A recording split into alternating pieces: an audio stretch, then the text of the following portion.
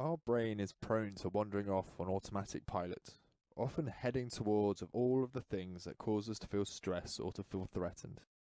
Because of this, it may help us if we can develop an inner compassionate self, helping us to become calmer and more at peace with our feelings. This exercise asks you to focus on being a compassionate person and to be able to think, act, and feel compassionately. It asks you to focus on the qualities of wisdom, strength, warmth, and responsibility. Find somewhere where you can sit quietly, comfortably, and will not be disturbed. Focus on finding a soothing breathing rhythm.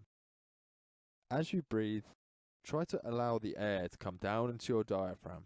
That's just at the bottom of your rib cage in the upside down V. Feel your diaphragm, the area underneath your ribs, move as you breathe in and out. Just notice your breathing. Breathe a little faster or a little slower until you find a breathing pattern that for you seems to be your own soothing, comforting rhythm. It's important to check in with yourself like this, linking up with a rhythm within your body that is soothing and calming to you. When you do this, you'll usually find that your breathing is slightly slower and deeper than normal. Try and make sure that the breaths in and out are smooth and even. When you feel that your body has slowed down, even slightly, and you are ready for this exercise, imagine that you are a deeply compassionate person. Think of all the qualities that you would have as that compassionate person. Focus on being that compassionate person, able to think, act, and feel compassionately. Imagine yourself with each of the qualities: wisdom, strength, warmth, responsibility. We will start with wisdom here, because this helps to support the other compassionate qualities.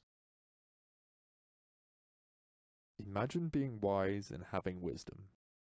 A wisdom that comes from your understanding about the nature of our lives, of our bodies, and our minds. And that there's so much that goes on inside of us, which is not our fault. Spend time just on this. Then, when you are ready and have a sense of your wisdom, a sense assisted by your understanding about the nature of suffering, switch to imagining having strength, maturity, and authority.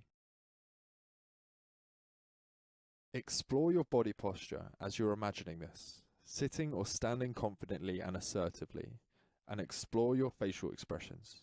Remember, you are imagining yourself as a person who understands your difficulties and those of others, non-judgmentally.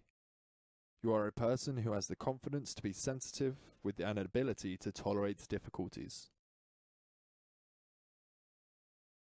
When you are ready, move on to focusing on qualities of warmth, a gentle friendliness. Imagine being warm and kind. Create a compassionate facial expression. Imagine yourself speaking to someone and hear the tone of your voice. Imagine reaching out to someone with warmth and what that might be like. Then, when you are ready, switch to imagining a feeling of responsibility. Imagine that you have lost interest in condemning or blaming, and you now want to do the best you can to help yourself and others move forward in what is often a difficult situation.